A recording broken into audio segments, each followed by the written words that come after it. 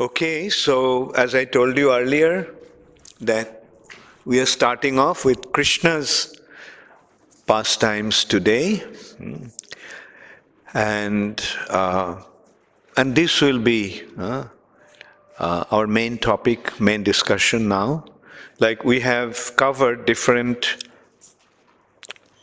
activities, different pastimes, different pastimes of the Lord and his devotees. And what did we learn from those pastimes? We learned from those pastimes that devotion to Krishna is the ultimate goal of life. And one thing I was very much emphasizing the other day, when Britrasur was cursed, Chitraketu was cursed by Parvati, what did Lord Shiva tell her? She was saying this, look, this is the glory of a devotee. Although you cursed him, he didn't counteract, he didn't react. He did not even ask you to withdraw your curse. He was not even worried that he is going to take birth as a demon, as you have cursed him. And he actually pointed out that that shows that to a devotee, going to heaven or going to hell is irrelevant. Is not put out by any of these situations. And that is the important thing to remember. And also another point came up from Draupadi's episode, that these pastimes of Lord is actually indicating that surrendering to the Lord gives us the greatest safety. And the Lord proves that time and time again. And I read out, Kirti Kumari made that point. Is she around? Anyway, okay. That letter she wrote to me, and I thought it was a very nice point that she made. She said that if anyone came to her protection at that time, whether Bhishma or whoever, then Krishna's glory wouldn't have been. The fact that Krishna is the ultimate shelter, that wouldn't have become clear. So Krishna is the supreme shelter for a devotee, and depending upon Krishna is the ultimate goal of life. If anyone else came, then that opportunity wouldn't have been there to show what Krishna does for his devotees. That is why you have to understand that actually it was Krishna's divine arrangement, that everyone else were inactive with their own considerations. Bhishma, actually it was Bhishma's problem, that he was too concerned about niti. He was too concerned about right action. Niti means virtuous acts. But anyway, these are pastimes. Like in this way, different individuals' characters are being displayed, but ultimately what is the main consideration and the main factor is that Krishna is Bhakta Vatsal. Krishna protects his devotees. And this way we learn so much. Like otherwise we tend to depend upon so many other factors. But what is, now that we are in Krishna consciousness, what should be our intention? Our main intention should be just depend upon Krishna, and that's it. And let Krishna do whatever he wants to do. In our experience, we also notice that in loving relationships, things take place, but that simply enhances the loving relationship. In this respect, I often think of one thing is that the father, sometimes don't the father throw the little baby up? It looks like the father is throwing the baby. But then the father catches the baby, and when the father throws the baby gets into anxiety. Right? But then when the father catches the baby, then the baby laughs, the father laughs. So that act of throwing the baby up in the air may appear to be dangerous situation, but this is a way to experience that joy of catching the baby in the mid-air. So in a similar way, we can consider from time to time, Krishna may put us in that kind of situation. And at that time, should we tell Krishna, Krishna, why did you put me in that situation? If we question that, then Krishna will say, okay, then I'm not going to catch you.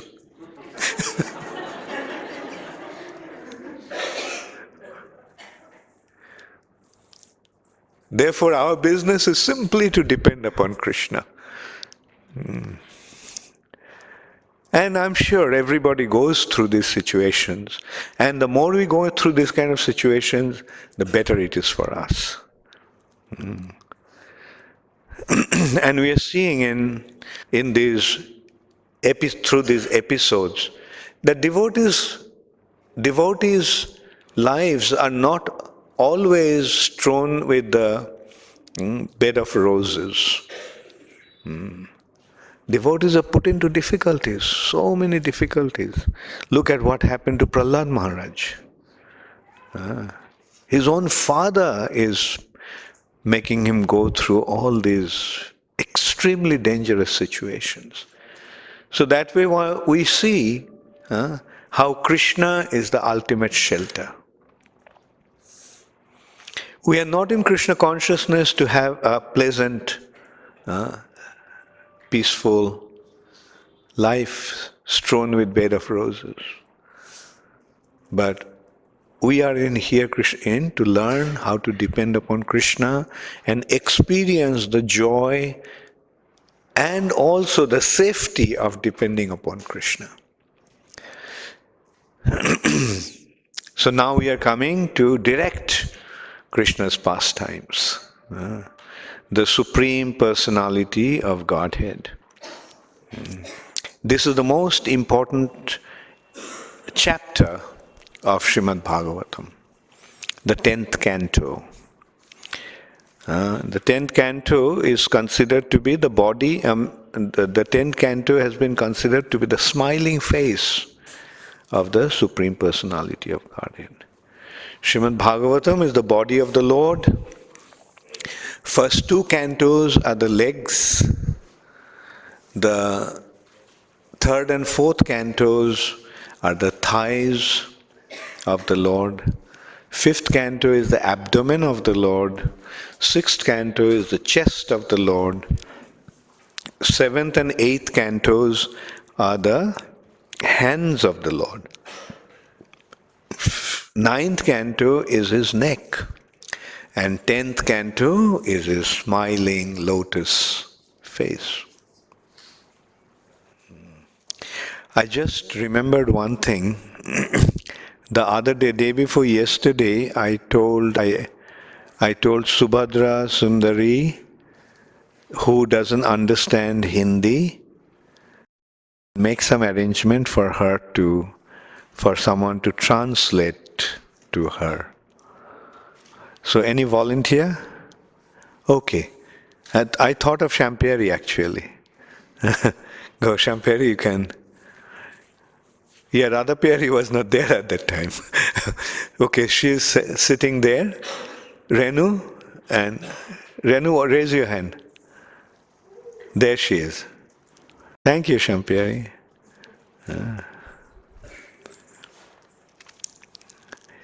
Her daughter Renu speaks French also. I mean, so Renu speaks Hindi also, but she was telling me that her Hindi was not good enough to translate. And although she's a linguist, she speaks English, she speaks French, she speaks Bhojpuri, and Hindi. She's from Paris. And so, okay. So now Krishna, the Supreme Personality of Godhead. Krishna mentioned in Bhagavad Gita, Yada yada hi dharmasya glanir bhavati bharataha abhuttanam adharmasya tadatmanam srijamaham. Whenever there is a decline, adharma, wherever there is an increase of irreligiosity, and dharmasya glani, there is a decline of religious principles. Religious principle goes down and irreligiosity prevails. Meaning the law and order turns upside down. The law and order, which is dharma, people don't act according to the dharmic principles, don't act according to the Lord's instructions. They give up, they totally disregard the instructions of the Lord and act in total defiance of the arrangement of the Supreme Personality of Godhead. Just as in a kingdom, if the law and order is in disarray, what will the king do? Will the king allow that to continue? Or the king will intervene, come with, either send his army to take care of or police to take care of the miscreants, or he himself will go. And like in this respect, I often think of the situation in Singapore when Singapore became the nation. Previously, Singapore was a part of Malaysia, but then Singapore became separate. And the Lee Kuan Yew, did I pronounce the name all right? Lee Kuan Yew. Okay, Lee Kuan Yew became the ruler, the prime minister of the country. And prior to that, Singapore was the den of the lawbreakers. It was a den of mafias and all kinds of very, very undesirable activities used to go on. Massive drug trafficking, massive smuggling, massive, like mafiosi. And Lee Kuan Yew then he just gave them 7 days. He said, surrender your arms and surrender the contraband things like drugs and all. 7 days. If you don't, and if you're caught, be prepared for the consequences.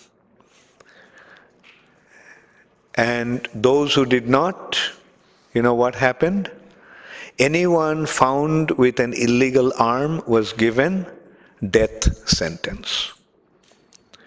Anyone found with illegal ammunition, death sentence. No, I'm sorry, life imprisonment. Anyone found with drugs, intoxicants, illegal intoxicants, death sentence. So much so that, like anyone littered on the street, like if you dropped even a piece of paper on the street, immediately fine of a large sum, like $50 or something. And I heard people used to walk on the road there was no respect for law and order. So instead of walking on the footpath, they used to walk on the uh, on the road. And so he had kind of vehicles with spikes sticking out. So if somebody was walking like that, those vehicles like rickshaws or something like, and that would hit them, those spikes would hit them to make them realize that this is not the place to walk. That's the place to walk. So much so that, I mean, that's like when you go to Singapore, before you land, there is an announcement that if you are carrying any kind of intoxicants and drugs, please don't take it in the country because the penalty is death sentence. A few years back, 2 Australian girls were caught with some intoxicants, gave death sentence. And there was a huge upheaval all over the world, an appeal from all the countries, but the government didn't budge. This is our law, and we are going to stick to the law. And the result is, Singapore is one of the most peaceful countries in the world. Most well-organized state in the world. So this is how the law, it is the responsibility of the heads of the states to take care of the law and order. Law and order. Order comes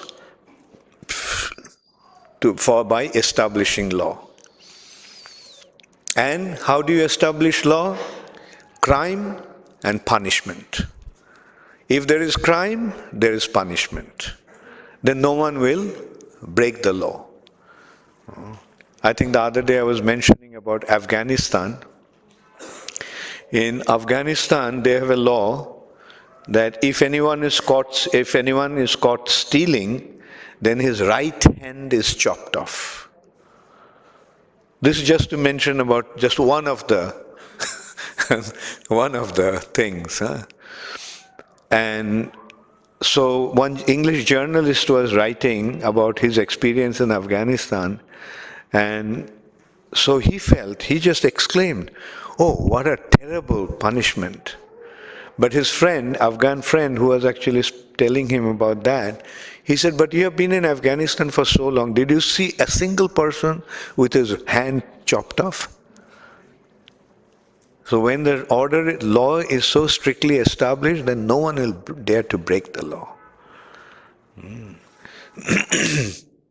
So, in a similar way, in this world, Krishna establishes the law, and that law is called dharma.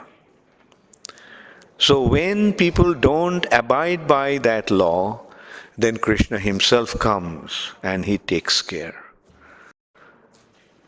So through Krishna's pastimes, that point becomes very, very clear.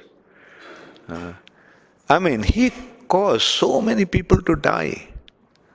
And who are those people?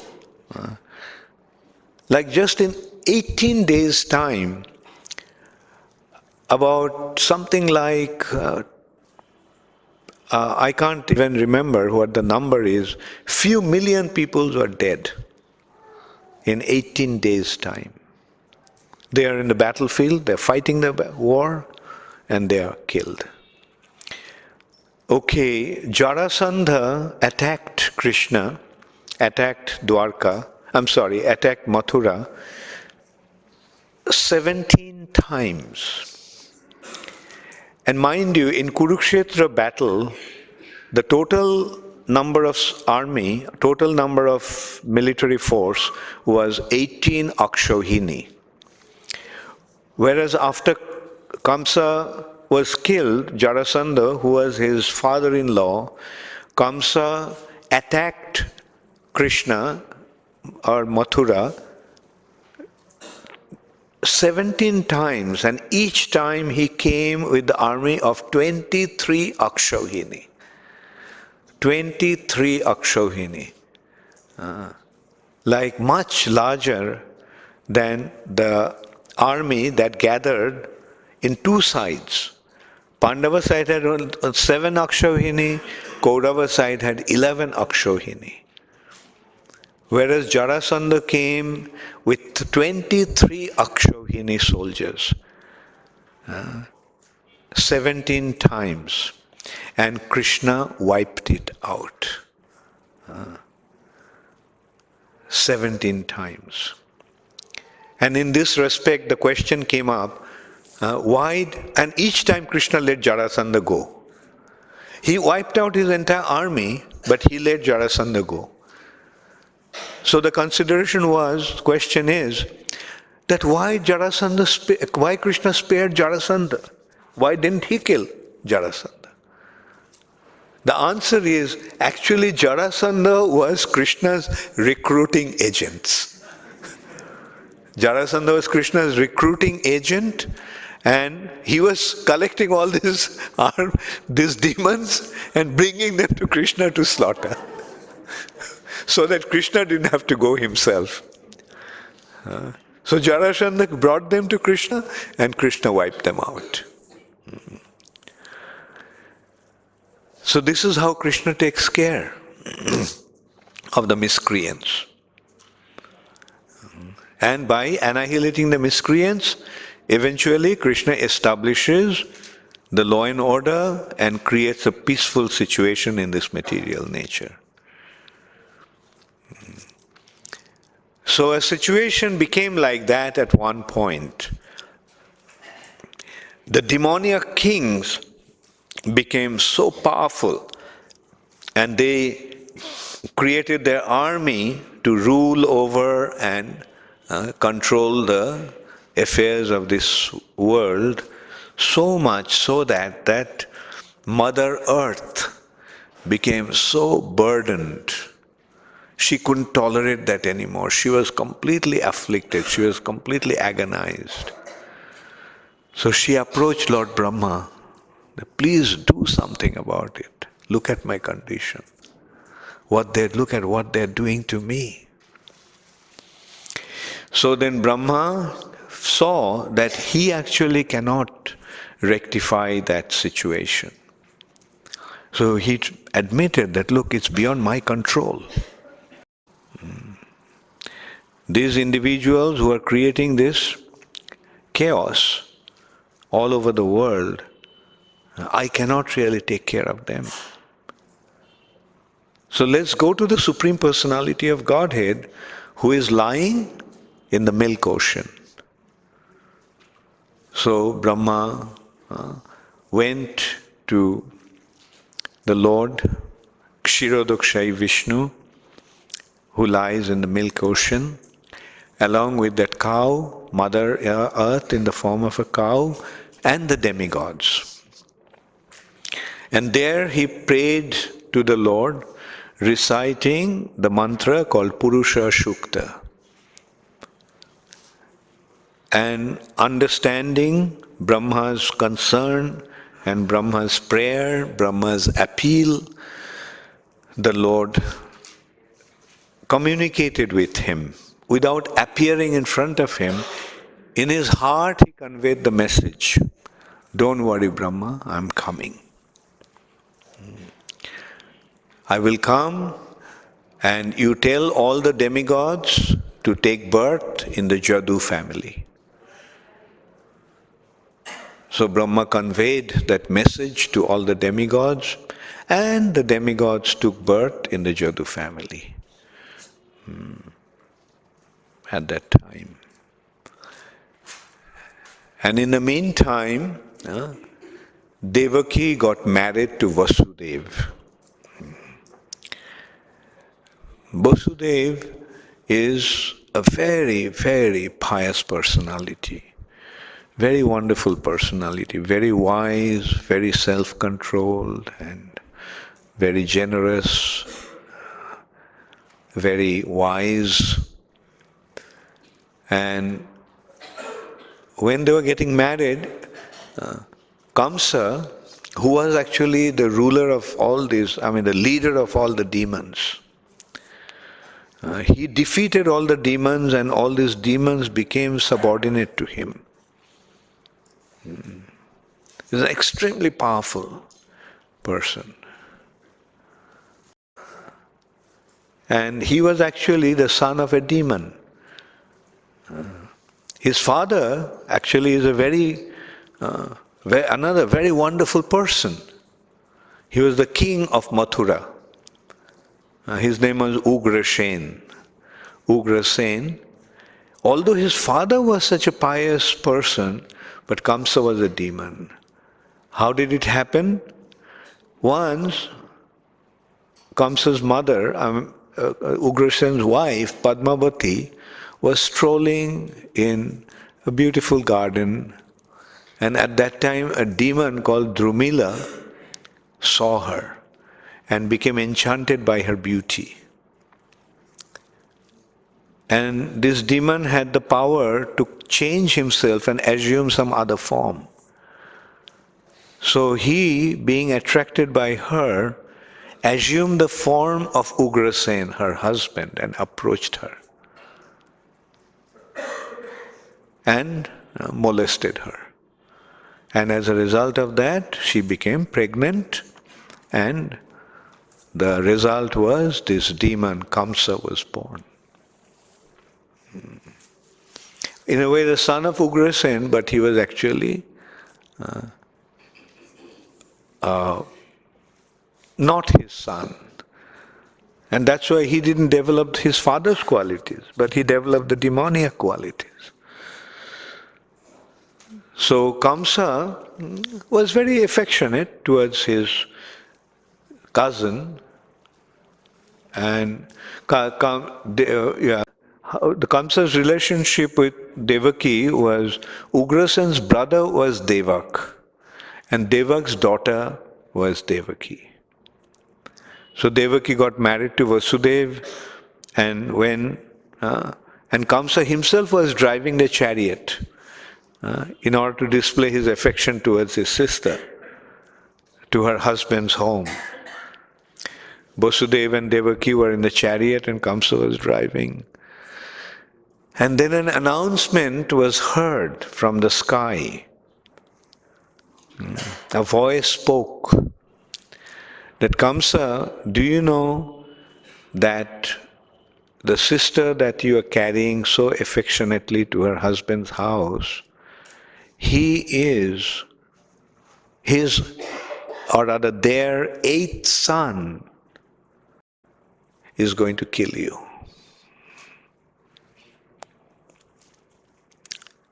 I mean, just by hearing that, you can see, like, Kamsa was immediately transformed. In one hand, he was so affectionate to his sister, he was carrying her to her in-laws' house. And as soon as he heard that her son is going to kill him, he immediately caught Devaki by her hair with his left hand. With his right hand, he pulled out his sword, and he was about to chop off her head.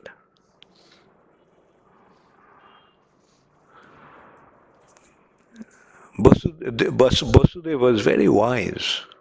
He also heard that announcement.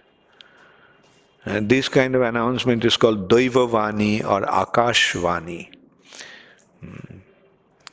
The announcement from the sky, or the announcement made by the demigods. So, so he also heard, but he said, look, Kamsa, you are such a hero. Everybody worships all over the world. You are known for your heroism. And now if you kill your own sister, it'll be such a blemish in your character. And after all, why are you so worried about your death? Because death is born along with the birth of the person. Life actually is a continuous progress towards death. Nobody can avoid his death. And as one acts, accordingly he creates his next body. Just as when we walk, we take one step, and when that step is securely established on the ground, then we take the next step. And the other foot moves forward. Then that foot is established on the ground, then the other foot moves forward. So this is how a living entity progresses life after life, from one body to another body. So why worry so much about death? Like, on the other hand, you should be concerned about your reputation. And he said, anyway, it is the eighth son is going to kill you. So why kill Devaki? Devaki's eighth son is going to kill you. So I promise that as the children are born, I'll bring them to you and you can do whatever you want to do with them. Kamsa knew that Vasudeva was a very truthful person. So Kamsa said, okay.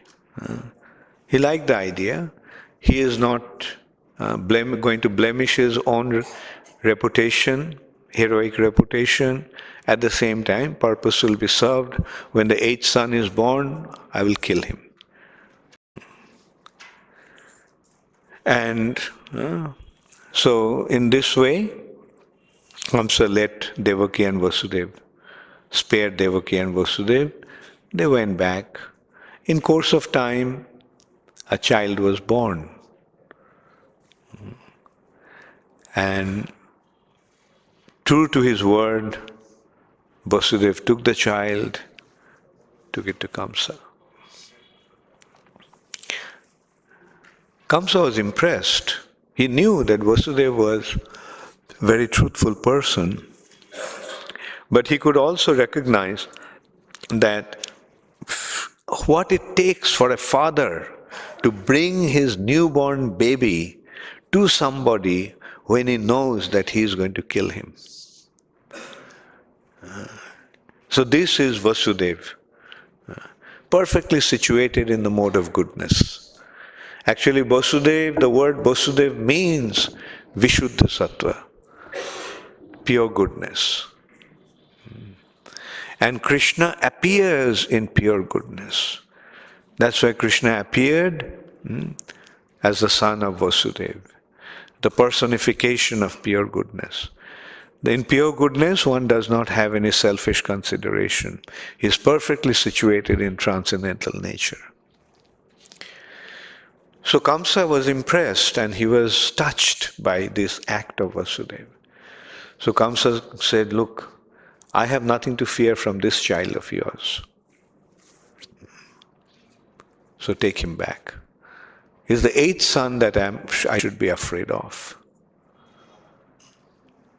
So, although Vasudeva knew that it was nice, although he was happy that that Kamsa didn't kill that child, but he also knew that a person like Kamsa cannot be trusted because their attitude may change at any moment. He already saw what happened to him, how Kamsa changed. When he was bringing them after marriage, in one hand he was showing so much affection to Devaki. But immediately, as soon as he heard that voice from the sky, his nature changed, his attitude changed. He is about to kill her. So anyway, Vasudeva couldn't trust Kamsa, but Kamsa spared the child. And then Kamsa, in the meantime, Narad Muni came to Kamsa. And Narad Muni told Kamsa, Kamsa, look, the demigods have made this arrangement. They are already born in different Jaduda families. The demigods have taken birth. And this is all a ploy, an arrangement to kill you. So Vasudev's son, eighth son, is going to kill you. But did you ever consider the eighth son from front back or back to front? So any son can be counted as eighth son. So don't take any chance. Kamsa was really perturbed, and he saw some sense in Narad Muni's statement. The question arises, why did Narad Muni do that? Isn't it? Why did Narad Muni do that? Actually, what happened is, when the demigods saw that Kamsa spared the firstborn, the demigod got worried. Because when the child survives, the mother takes a long time to conceive the next baby. But if the child dies, then very quickly the mother conceives. So they were telling Narad Muni, please do something about it. Like, let Krishna come quickly and get rid of Kamsa. So that's why Narad Muni came and gave this advice to Kamsa. So that all these children should be killed right after their birth, and then Krishna will appear. So that's why Narad Muni did that. Anyway, so then upon hearing Narad Muni's statements or advice, Kamsa thanked Narad Muni. Thank you so much, Narad Muni, for being such a well-wisher of mine. And then Kamsa got that child, killed the child, just taking the child and throwing the child onto the stone floor, and arrested Devaki and Vasudeva, put them in the prison, so that he can make sure that their children are killed right after their birth.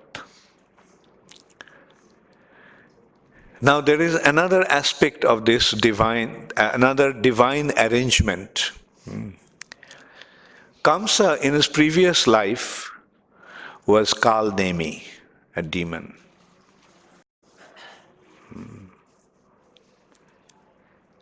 And his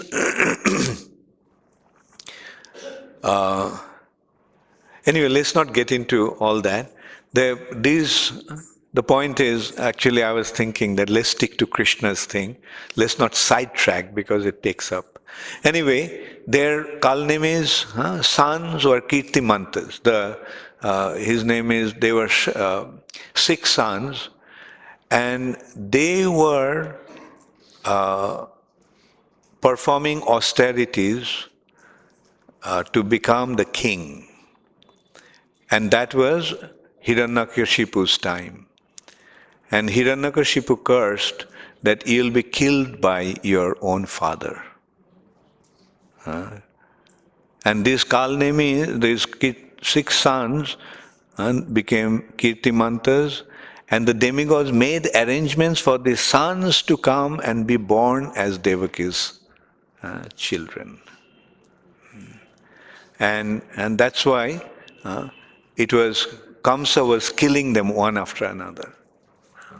It was the arrangement of it was the divine arrangement of the Lord. So they were killed, it was a result of their previous curse. Anyway, so let's come back to the main topic. So, one after another, 6 sons were born and they were killed. Then Baladev came as the 7th son in the womb of Devaki, Shankarshan. And when he was 7 months old in the womb of Devaki, Krishna told Mahamaya to transplant Devaki's womb into Rohini's womb. Rohini was another wife of Vasudeva.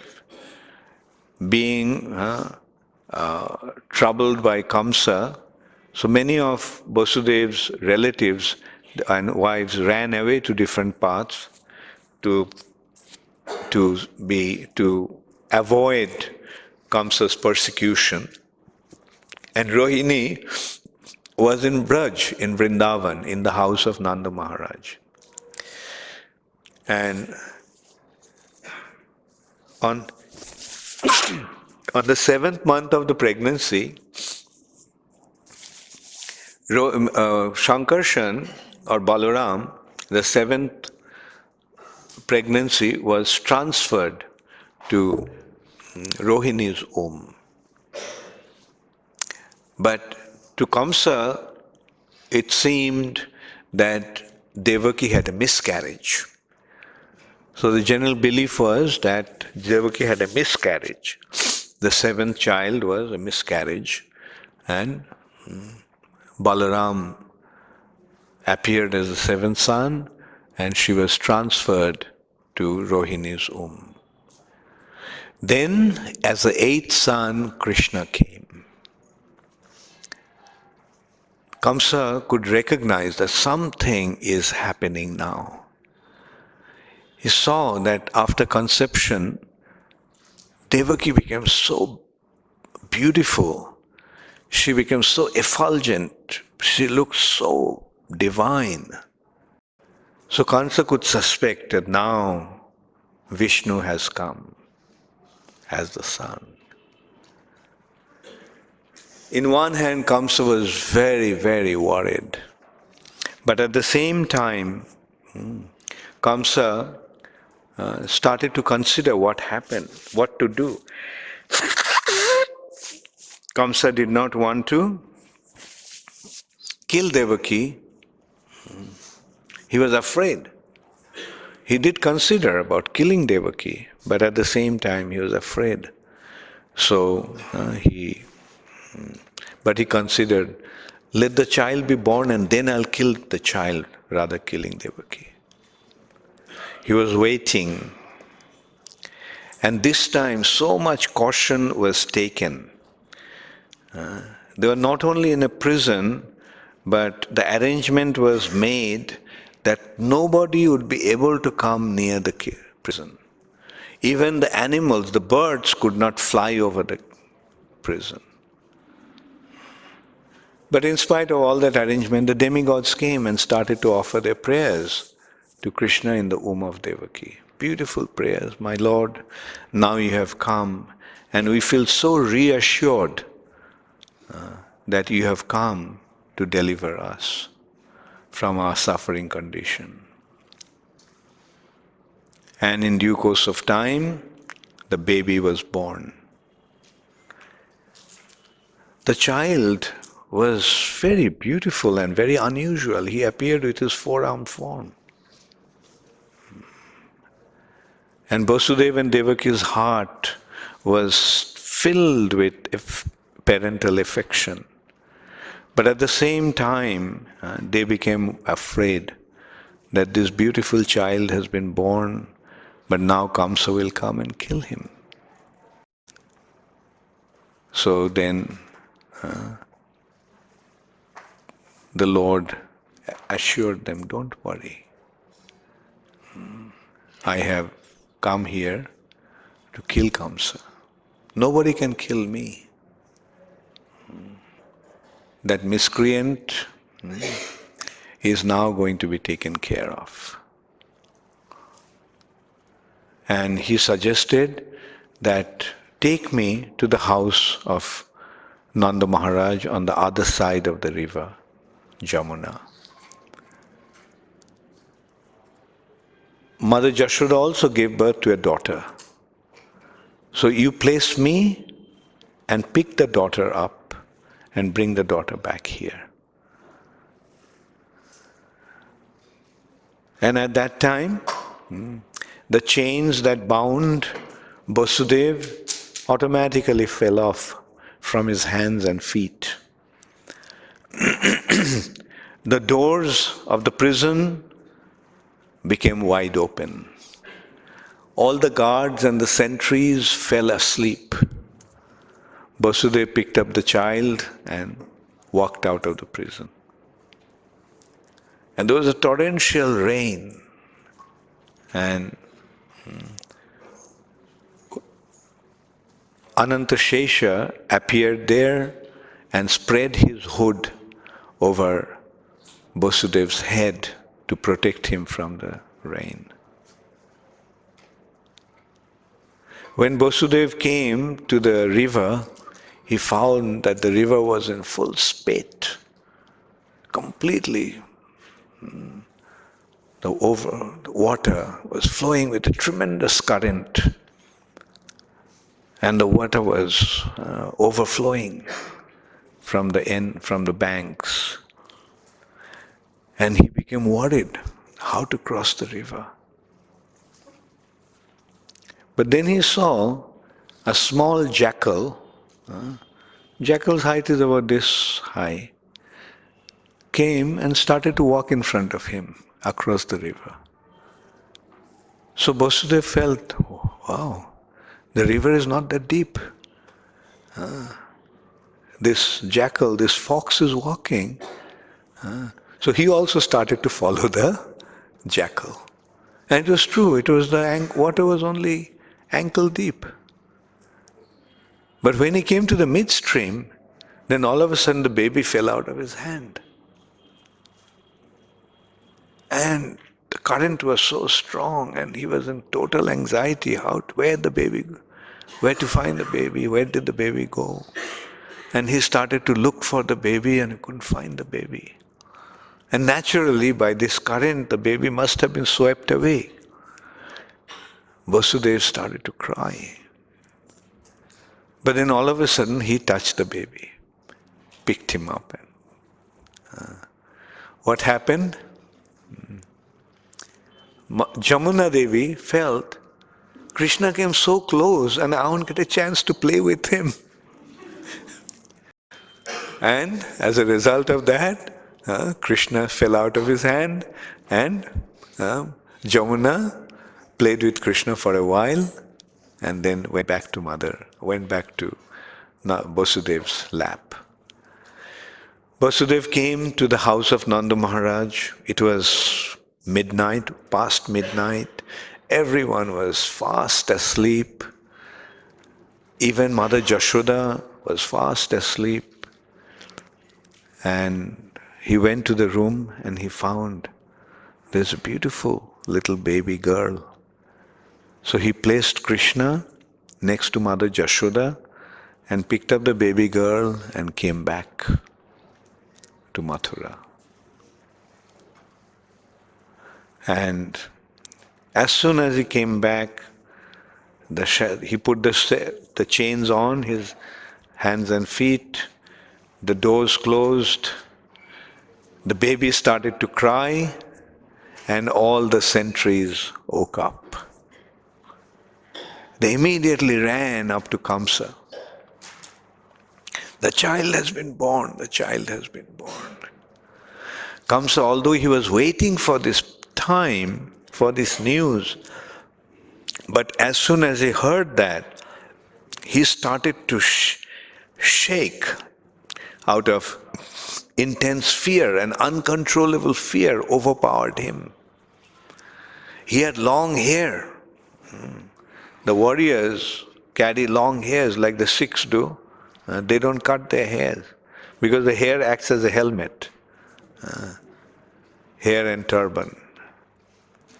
And his long hair stood up out of fear. And he ran to the prison. And he saw this girl. Devaki appealed to him, look, Kamsa, there is nothing to be afraid of this girl. The announcement was the eighth son will kill you, not this baby girl. So please spare him. But Kamsa was so cruel that he didn't pay any heed to Devaki's appeal. He picked up the child and he was about to smash the child on the stone floor. But this child slipped out of his hand, assumed her 8-armed form of Yogamaya, went up to the sky and said, Kamsa, do you think you can ever kill me? Rather, the one who is going to kill you has already appeared. It's only a matter of time before he takes care of you. And Kamsa felt very remorseful, very repentant, and begged forgiveness from Devaki and Vasudeva. Said, I'm so sorry for causing you so much trouble, being so cruel towards you. Please forgive me. So Vasudeva and Devaki, as an ideal Vaishnava, immediately forgave him. Said, it's all right, Kamsa. Everything happens by the arrangement of the providence. We are not the doers. We are simply puppets in the hands of the providence. We are mere puppets in the arrangement of guna and karma.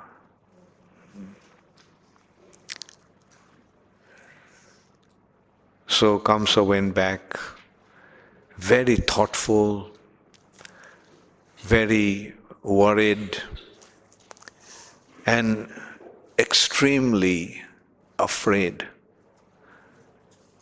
So his associates and generals came to him and said, Kamsa, it's not befitting you to become like this.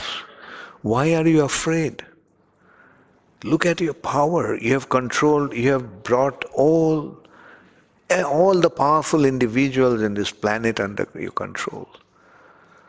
Those who have surrendered to you, they have become your associates. And those who didn't surrender, like those demigods, they're always shaking, trembling in fear out of your prowess. And they're hiding in different corners of the world. So why should you be afraid? Okay, the announcement is, you have been told that the child is born, so do one thing. Kill all the children that are born within 10 days' time. And so they went and started to kill all the newborn babies. Wherever a child was born, they were killed. And another person who was actually engaged in this arrangement of killing was Putana, an expert killer. She used to go and suck the life out of newborn babies. And she was also very fond of eating their flesh. Rakshashi, Putana Rakshashi. So Putana heard that Nanda Maharaj also gave birth to a son. So she decided to go and take care of this boy. So she went assuming a beautiful form. So beautiful that although Nanda Maharaj's palace had many guards and a way to prevent an unknown person to enter, but Putana's beauty enchanted everyone so much that nobody dared to stop her. Nobody even thought of stopping her. How can anybody think ill about a beautiful woman like that? Rather, they started to wonder, is this Lakshmi Devi? Or is this Parvati? Is this Indra's wife, Shachi? So they just kept on wondering, who is this? This kind of beauty has never been perceived anywhere in this world. And Putana, in her extremely beautiful form, walked straight into the inside of Nanda Maharaj's palace. Came to Krishna and said, I heard, Jashoda Mai, that you gave birth to a beautiful little child. Let me see him. And Mother Jashoda also began to wonder, who is this beautiful woman? Without any suspecting anything, she said, yes, here is my little baby. So Putana picked the baby up and said, my milk is overflowing just seeing the sight of this baby. I'm feeling a tremendous urge to give him my breast to suck. And then she offered this baby her breast.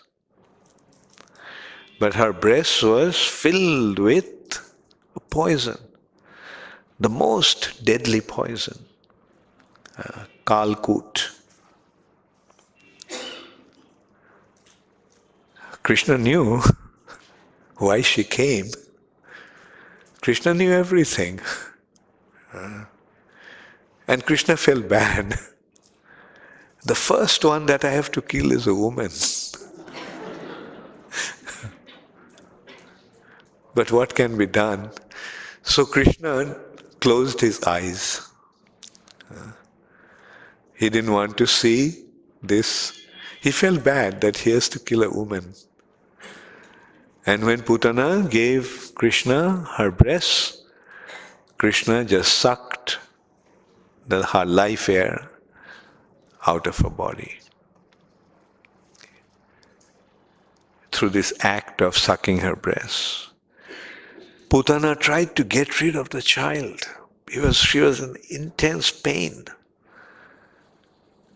She started to scream and she assumed her terrible form of a Rakshashi, demoness. Huge body, hideous beyond anyone's imagination. Krishna considered that if this big demoness fall, then many people may get crushed. So he made Putana run out of the village where there was nobody, in an empty piece of land. And there Putana fell dead. Everyone was in intense anxiety. They just came running, screaming, shouting, oh my God, what happened? This demon has stolen our newborn baby. Krishna was only 7 days old at that time. And then they found Putana, a hideous looking demoness. And Krishna is playing on her chest. So they climbed up to Putana's body, picked up the baby, brought him back. And it is said that because Putana offered her breast to Krishna like a mother does, Krishna is so grateful that Krishna offered Putana the motherhood in the spiritual sky. Putana was liberated. Being killed by Krishna, Putana became liberated. And he got the position of mother, like a dhatri, nurse, to take care of baby Krishna in the spiritual sky.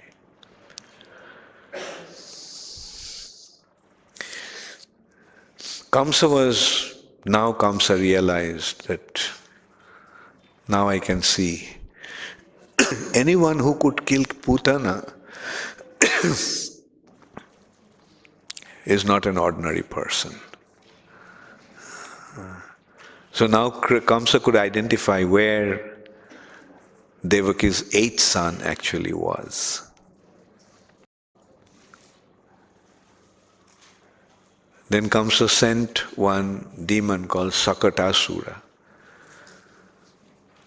That was the time they were celebrating Krishna's turning to the side.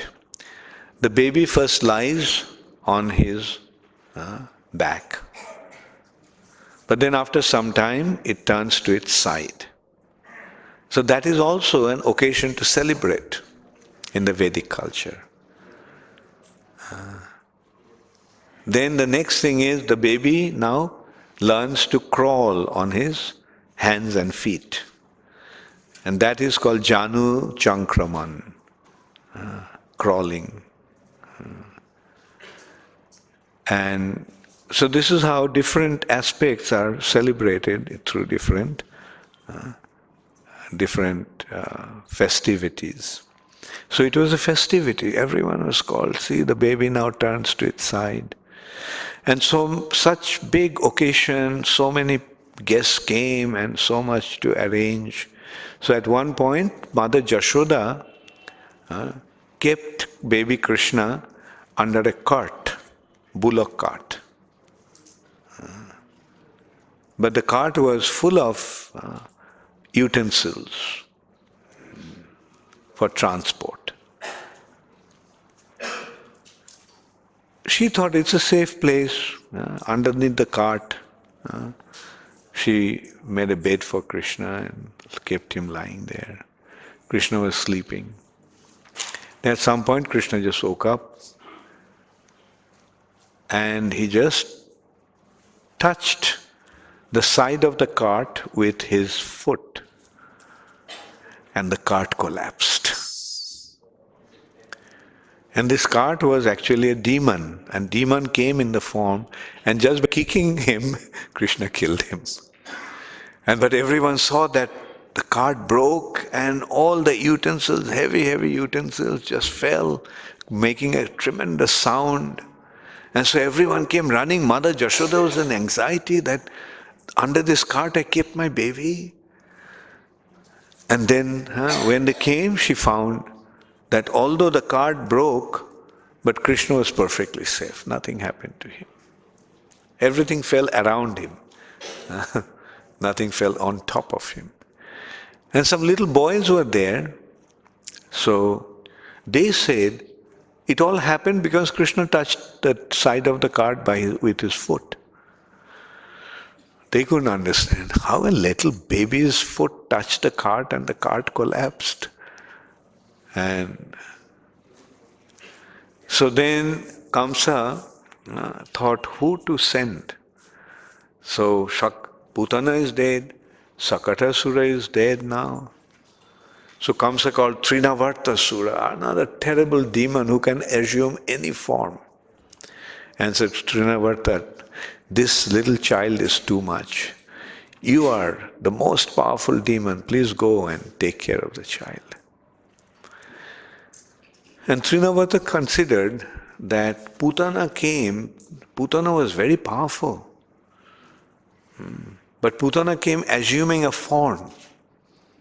Therefore the target was visible. So she was killed. Whoever killed her, So now what I'll do is I will go without assuming any form. I'll go as a whirlwind and I'll pick this child up, go up in the high of the sky, high up in the sky, and then from there I'll drop this child. And that's how I'm going to kill him. So Krishna at that time was in the lap of his mother. And all of a sudden, and Krishna realized that what's going to happen now. Trinavarta is coming. After all, he's a super soul. He knows what's going on in everyone's heart. So he knew what was going on in Trinavarta's heart. Said, fine, Trinavarta, come.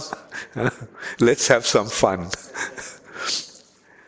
But he was worried that if he is on Mother Jashoda's lap, then maybe this demon will carry Mother Jashoda also along with him. And then the situation will be very, very precarious. So Krishna all of a sudden became so heavy Mother Yashoda couldn't carry him on her lap.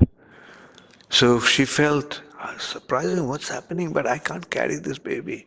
So she dropped the baby on the ground, just placed him on the ground. Right at that time, Trinavarta came as a whirlwind, making the stone chips and trina, dry grass, to fly everywhere. As a result of that, there was total darkness everywhere with the flying of dry grass and stone chips and sand and dust. Everything was flying everywhere. And as if the whole place became dark, and it was also hurting their eyes. And Trinavarta picked up Krishna and went up in the sky. And then all of a sudden, Trinavarta felt that this child is so heavy. So he couldn't carry the child, so he thought that, okay, I'll drop the child. But when he tried to drop the child, he released the child for to be dropped. Then he found that the child's hand is wrapped around his neck. He tried to take the hands off. But this hand of this child was like a incredible vice holding on to his neck. Trinavarta started to struggle. He was in extreme pain and he was in acute anxiety. Now all his strength is gone. He couldn't remain up in the sky. And Trinavarta himself fell along with the child with his arm around his neck. And he fell on a heavy boulder with a tremendous sound. His body was completely smashed. His life left his body. Mother Yashoda, seeing that situation, when the storm came, the first thing she did was to look for the baby. Everywhere it was so dark and everything was covered with the flying dust and dry leaves, dry grass. And she couldn't find the baby, so she started to cry like a cow that has lost her calf. And then all of a sudden they heard that sound, a terrible sound.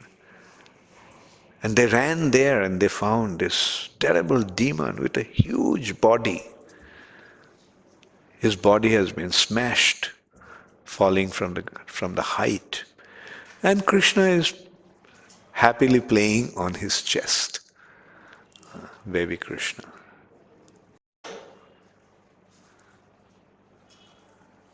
So in this way, Trinavarta was killed. So then Krishna started to grow up with Balaram. And these two boys were the source of joy of all the residents of Vrindavan. They used to feel as if somehow this child has become the center of their life and the source of their joy. All the time they're so attracted to him that all the time they just keep on thinking about her. And whenever they get time, they just come to see this baby. And in this way, so many celebrations took place. One such celebration was Gargamuni, their family priest, was called. He came to give the name of these two boys. So Gargamuni told, look, if you do actually Gargamuni is the family priest of Vasudev. So Vasudev sent him. And so Gargamuni said that if we do the name-giving ceremony in public and Kamsa gets to know, then he'll suspect that Krishna and Balaram are Vasudev's son. So let's conduct this ceremony quietly in the Goshala. So they went to the Goshala, and there Gargamuni performed a name-giving ceremony. First, Balaram was older, so he said, this boy will be he has been transferred from Devaki's womb to Rohini's womb. Therefore, because he was, his name will be Shankarshan, because he has been attracted. Akarshan means attraction. Because he was attracted from Devaki's womb to Rohini's womb, therefore his name will be Shankarshan. He will be the source, he will be very powerful, he will be the source of all strength. Therefore, he will be Balaram. He will be the source of joy for everyone. Therefore, he will be also identified as Ram. And in this way, he gave the names of Balaram, Shankarshan, Balabhadra. Then he said, this boy, he appears in 4 ages, in 4 different colors. In Satyuga, he comes assuming the white complexion.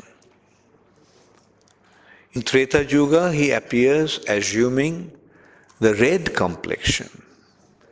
And in Kali Yuga, he appears assuming the golden complexion. And now he has appeared assuming the dark complexion. Therefore, his name will be Krishna. So in this way, the name-giving ceremonies were conducted by Gargamuni, and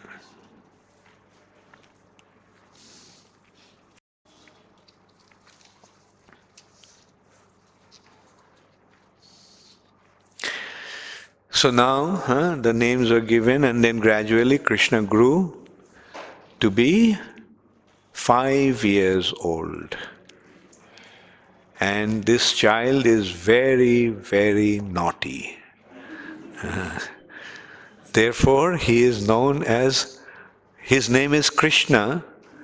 Therefore, sometimes they get the nicknames, like Krishna became Kanhaiya. Affectionately they call him Kanhaiya. And he is so naughty, therefore he is called Natkhat Kanhaiya. The naughty Kanhaiya. So this Kanhaiya is the leader of his friends. And he goes around to different houses. And one of their favorite pastimes is to steal butter. And how they do that? The boys climb one on top of the other. And Krishna is the one to reach the topmost, to go on top. Then he carries the pot, lowers it one after another through these boys. And in this way, lowering the pots, they eat the butter. And then they feed the butter to everyone. Krishna himself eats. He feeds, all the other cowherd boys eat. And then the monkeys follow them also. So he feeds the monkeys also. And when the monkeys also wouldn't want to take any more butter, wouldn't want to eat any more butter, Krishna said that this butter is so bad that even monkeys don't want to eat it. And saying that, he would break that pot. And then the baby of that gopi was lying on the bed, so he would be sleeping on the bed, so Krishna would go and pinch him. And the boy would scream and wake up. The mother would come running, and Krishna with his friends would just run out of the house. So this was one of Krishna's favorite naughty pastimes. So this gopi went and informed Mother Jashoda. Now Mother Jashoda found it hard to believe, because when she's saying the time when Krishna did all this mischief, Krishna was actually sitting with her. So she couldn't understand why why this lady is making this complaint. Could it be that someone else did that and she is thinking that it was Krishna who did this? So she said that, look, Krishna was with me all this while. So how can I understand that Krishna went and did all this to you? So this is Krishna. I mean, completely inconceivable. So the gopi, she was surprised. She was a little upset also. Jashoda, do you think I'm lying? Mother Jashoda said, no, I'm not saying that you're lying, but try to understand that Krishna was with me. So how can I understand that Krishna did all that? So the gopi finally said, okay, fine. Next time he does that, I will catch him and bring him to you. Mother Jashoda said, yeah, please do that. So the gopi was waiting for Krishna to come with his friends. And one day Krishna did come. And lowered the pots of butter, ate them with his other friends. Then he fed the monkeys, and when the monkeys also wouldn't want to eat it, he said, this butter is so bad that even the monkeys don't want to eat. And saying that, he broke the pot. And then he urinated on the floor. Then he went to the baby, pinched the baby, and when the baby screamed and woke up, Krishna was just running out of the house, running out of the room. This gopi was hiding behind the door. And just as Krishna was about to run out, she just caught him. So finally, I caught you, Krishna. Krishna says, please let me go, please let me go. I promise I'll never come back again to steal from your house. So she said, nothing doing. Your mother insulted me so much the other day as if I was lying. So today I will show your mother what you have been really doing. So Krishna started to cry, please don't take me to my mother, she'll get really upset, she will chastise me, she'll probably even beat me up. And so nothing doing. So she put Krishna on her shoulder, she started to walk towards Mother Jashoda's house. She came to Mother Jashoda with Krishna on her back. Mother Jashoda, this time I brought your son, and this time I hope you'll believe me. Mother Jashoda started to laugh. She got really upset. I caught him and still you don't believe me, you are laughing? As if it's not a serious matter at all. The Mother Jashoda says, see who you brought. She looks up and she sees that it's her son. She couldn't understand how it happened. She could hear Krishna's voice ringing in her ears. Please let me go, please let me go. I promise I'll never come to your house. If you take me to my mother will chastise me. She'll probably even beat me up. I mean, she was completely, she could hear it, but now she's seeing that it's her son. Completely embarrassed, with her head drooping down, tears in her eyes, she started to walk back towards her home. And then all of a sudden she heard Krishna laughing. She looks up And it is Krishna. She said, Krishna, you are such a...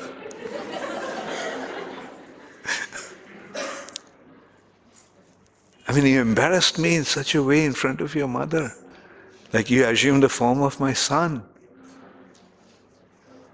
Krishna said, what to do?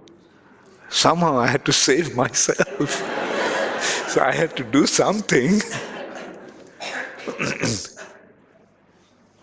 Anyway, this time I became your son.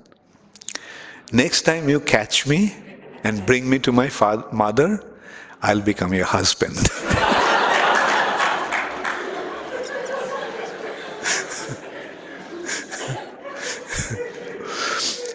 This episodes of Krishna's pastimes is from Garga Samhita.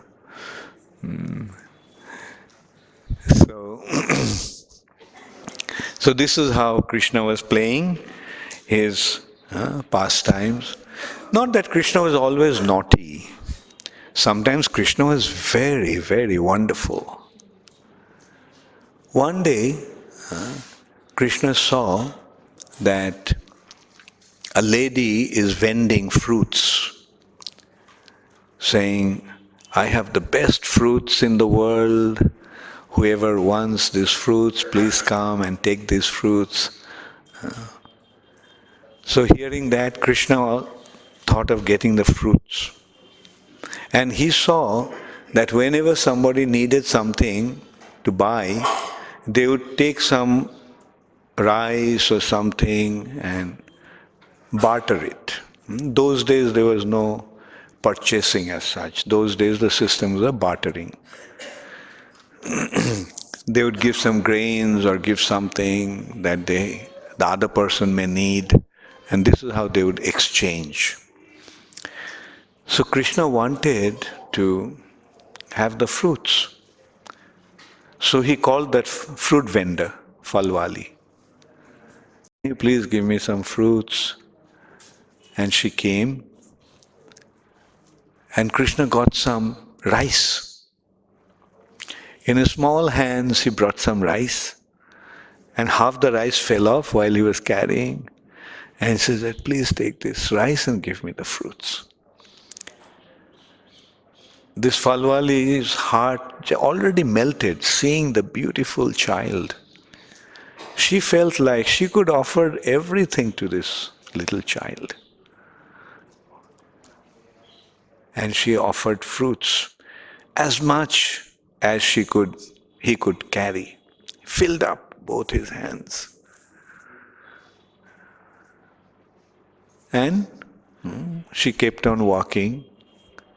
She found that the basket she was carrying the fruits was weighing very heavy. It's unusual. And she lowered the basket, and she saw that instead of the fruits, this basket is filled with the most precious gems. I mean, she was completely baffled, struck with wonder. Not only that, she walked towards home. She used to live near the forest, at the end of the village. And she saw her house is not there. She saw there's a big palace. She felt maybe she lost her way and came to a wrong place. But then she saw her husband coming out dressed up like a king. And the whole thing became completely transformed. And it has been described that actually this couple became the king of that area, big landlord of that area. So this is how Krishna returns. She offered him just some fruits that she was vending, but her offering was so sincere, so genuine, that as a result of that, Krishna rewarded her in such an amazing way.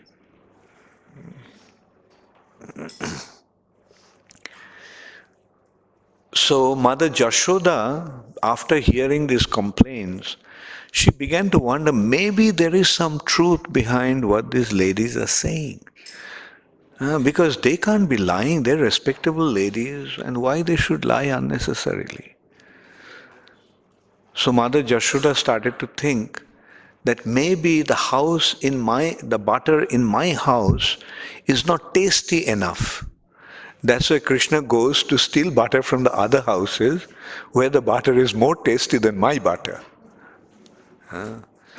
So she selected the best cows and she collected the best grass. She fed these cows with those very, very special grass. And she collected that milk to make the yogurt, make the butter for Krishna. That would be the best butter in the world.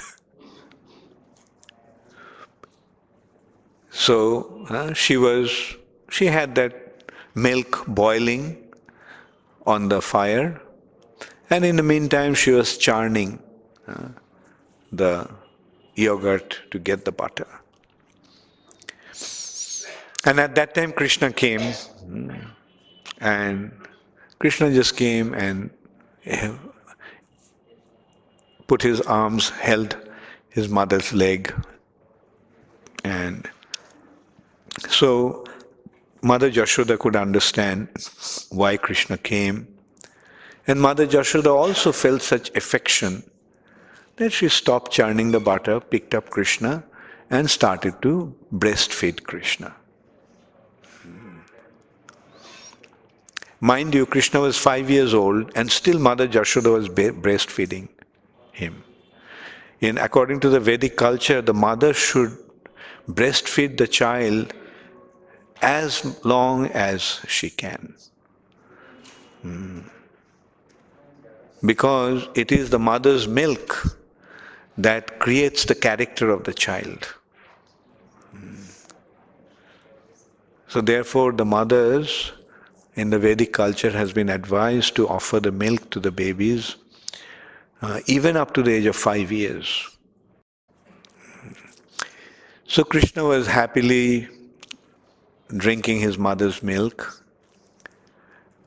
And then all of a sudden Mother Jashoda remembered that that milk was boiling and probably it was spilling over. So she put Krishna down and ran to take care of the milk. Krishna was quite shocked. All of a sudden, he was so happily drinking his mother's milk, and all of a sudden his mother, deprived of his drinking milk, dropped him like that as if he is not of any importance at all, and ran to take care of the milk as if the milk is more important than I am. So first Krishna was shocked. Then Krishna cried for a while. See how my mother treated me. And then he considered that this milk was also for me. For me, that you are taking all the trouble to boil the milk. And now that milk became more important than I am. So now Krishna became very angry. Okay, I'll teach you a lesson. So that's how you treated me.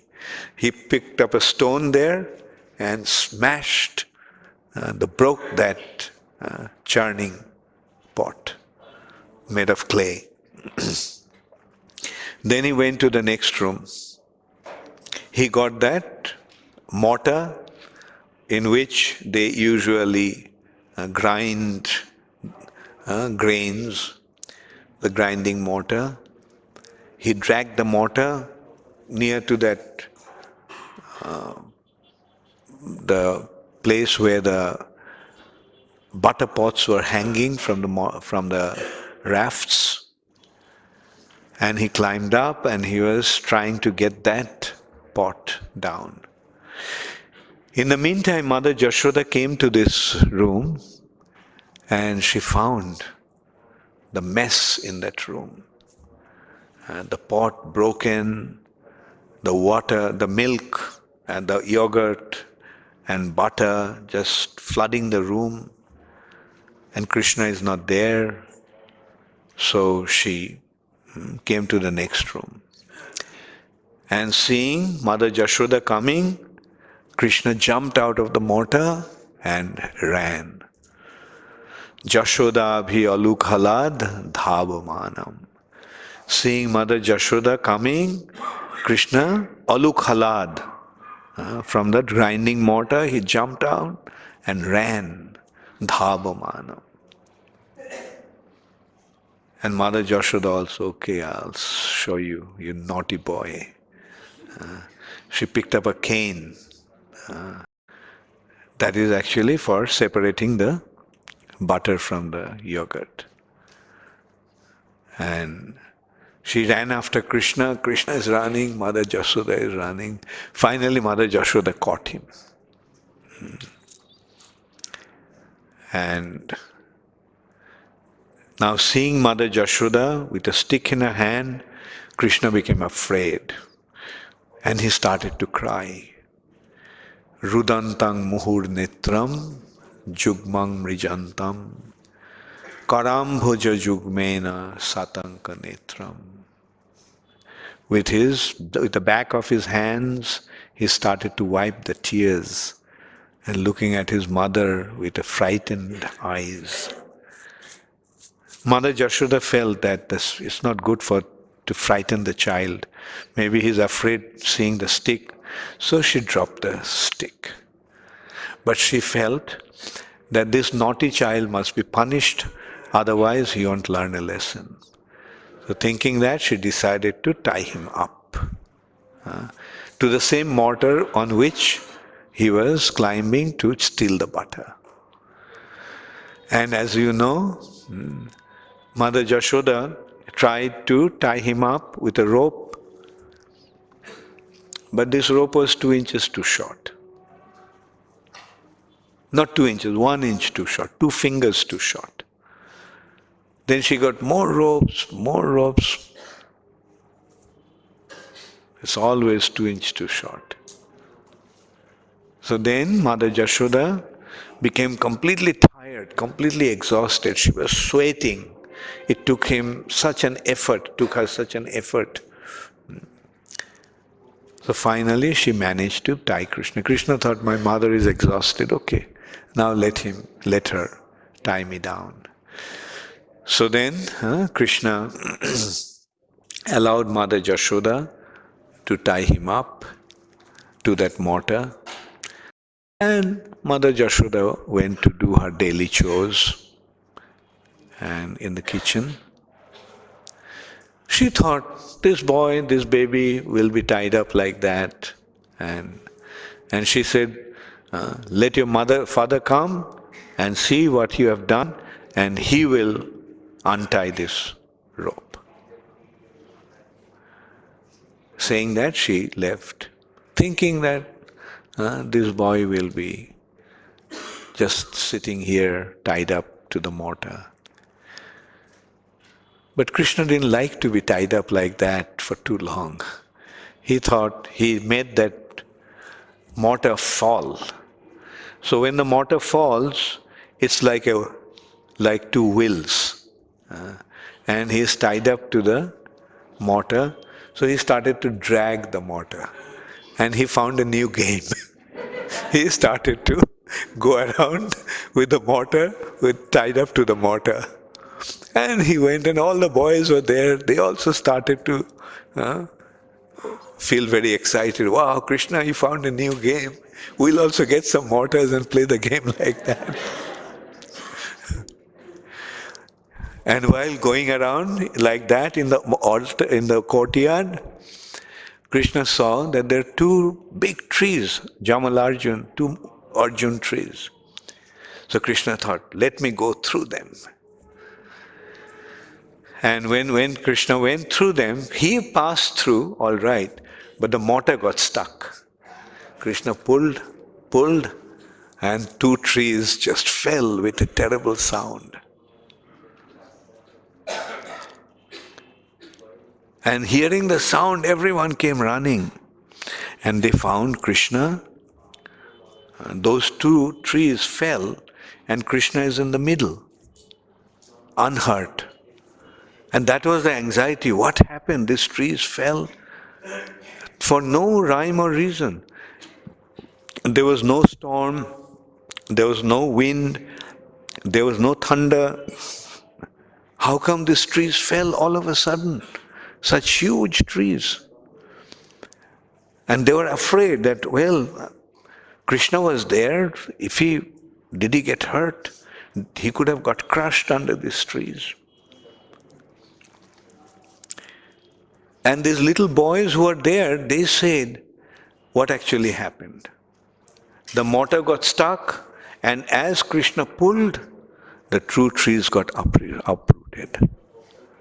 And not only that, these two trees got uprooted, two divine-looking personalities, brilliant as the sun, they came out and they offered some wonderful prayers to him with folded hands. And then they went up in the sky. Some thought these children already became such expert in making stories. Some thought maybe there is some truth because this child is quite unusual. Maybe because of his pulling, the trees have fallen. So in this way, different people started to think, after all, the child is unharmed. That's what really matters.